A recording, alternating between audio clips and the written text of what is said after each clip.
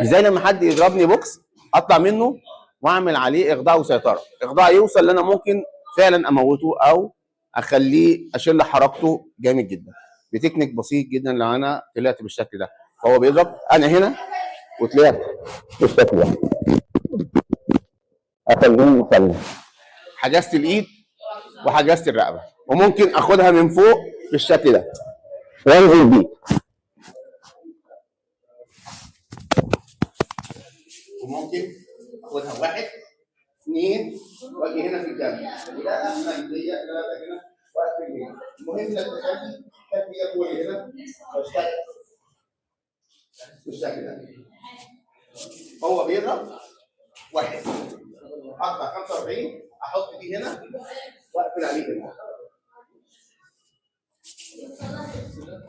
واحد اثنين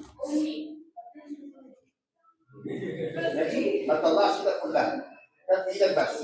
اوكي؟